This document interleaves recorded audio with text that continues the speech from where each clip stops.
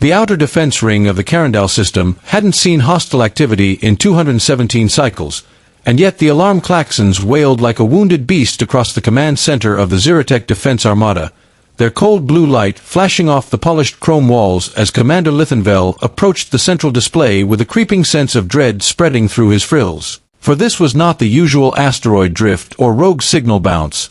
They all knew what it was, even before the artificial intelligence parsed it. An unknown vessel, inbound, rapid deceleration, trajectory clean, direct, and impossible, for it was coming from deep interstellar space with a vector that suggested a brute force FTL exit, which should have torn any known hull apart, and yet here it came, silent, deliberate, and deathly fast, and the moment the scanners stabilized on the ship's outline, the air seemed to go still as the entire room fell into a stunned silence broken only by one word, whispered by a junior tactician who had only seen the classification in outdated archives, Terran. Lithen's heart pounded. He'd read the ancient reports, the classified ones left behind after the collapse of the Orion agreements, when humanity, the Terran Confederation, had withdrawn from galactic affairs after the Karnix incident, when 12 empires tried to blockade Earth's sphere and failed spectacularly, and the Terrans had simply left, sealing their borders with a message burned into the diplomatic channels of all known civilizations. We are done with your games, but know this, if you ever force us to return, we won't be playing anymore. That was 300 cycles ago, and many had begun to believe the humans had simply destroyed themselves in isolation, but now, here was a Terran warship breaching into Carindale space, not hailing, not responding, not stopping, only looming closer with the implacable will of a cosmic hammer, and every instinct honed from years of command screamed prepare for extinction. Initiate first contact protocol. Lithan barked, even as he knew it would do no good, for humans didn't follow galactic rules. They never had. So when the translation drone was launched, it was less about diplomacy and more about buying time, and the warship, colossal, matte black, angular in design like it had been grown from nightmares and forged in vacuum, did not slow, did not answer, but as it passed the outer defense grid, it simply disabled all weapon platforms with surgical EMP pulses, precise and non-lethal, the kind of restraint that said, "We could have erased you." Lithan swallowed hard as the ship's name translated into galactic standard, TNS Revenant. The Revenant, he whispered, a name pulled from Terran myth, meaning something that returns from the dead, and suddenly the message made sense. It wasn't just a ship, it was a statement, a relic awakened with purpose, and when it finally stopped in orbit over Carindale Prime, the air in the command center was tight with fear. Then came the hail, a simple audio transmission, no video, no ceremony, just a human voice, calm and unmistakably male, saying, "This sector is now under Terran jurisdiction for the duration of retrieval. Do not interfere." That was it. No threat, no request, an order. Lithen's tacticians scrambled, suggesting fleet mobilization, warning protocols, escalation contingencies, but Lithan raised a hand, silencing them. He had no desire to provoke the kind of force that could dance through their defenses like a ghost. "What retrieval?" he asked, more to himself than anyone else, and within minutes, surface-based sensors picked up a dropship deployment. Only one, from the warship to the surface, descending toward the old ruins of Outpost 9, a Terran scientific facility abandoned centuries ago after the Orion collapse. "They've come back for something," whispered the same young tactician. "Or someone," muttered Lithan, as legends flooded his mind. Rumors of Terran AIs buried deep, forbidden technologies locked away when they vanished, technologies the galaxy had desperately tried to replicate and failed, always failing, because Terrans didn't build things for others to understand. They built them to work, to win, to last. Watching the dropship land, silence echoed across the planet, and Lithan gave the only order that made sense: no one interferes.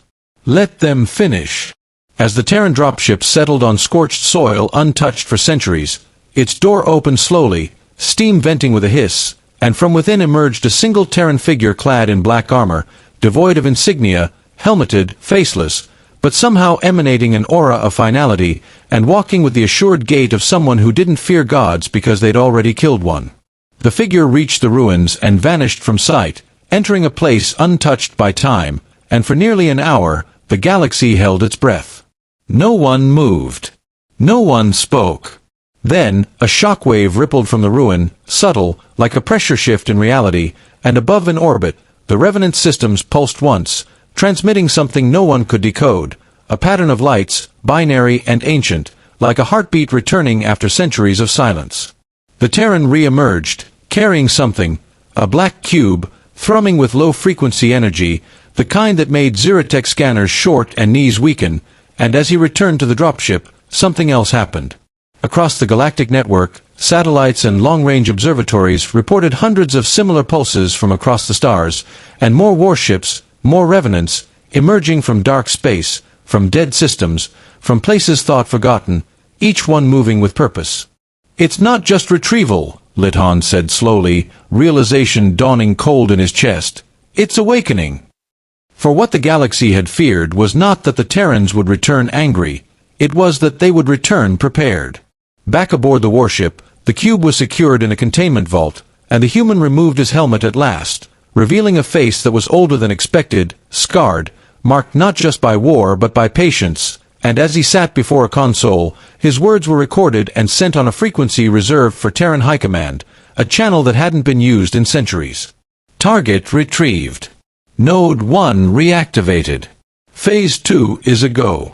The galaxy watched helplessly as the Revenant turned without urgency, accelerated past light speed without visible distortion, and disappeared once more into deep space, leaving behind a stunned civilization asking questions no one wanted to answer.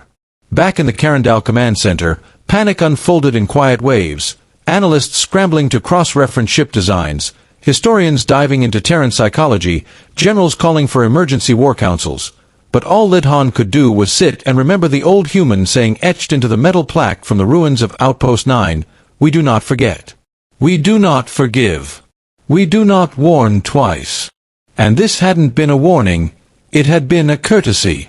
Days later, across dozens of sectors, similar black ships appeared, each one different in size, but all unmistakably Terran, retrieving buried caches, reawakening old networks, reclaiming facilities long since abandoned but never truly deactivated. Across the galactic core, panic spread like wildfire, and old alliances cracked under the strain of fear, because if the Terrans had returned, if they were reactivating their infrastructure, then it meant only one thing: they had unfinished business. In a secret council chamber on the Zenthari homeworld, an elder general broke the silence with a question no one dared answer aloud. What if the humans never truly left? What if this was always their plan? The silence that followed was more terrifying than any scream. For deep in the archives, hidden in the only Terran transmission ever decrypted after the Orion collapse, was a final line, one ignored for centuries. "We are not withdrawing. We are sleeping. Wake us, and see what rises." And now, they had awoken.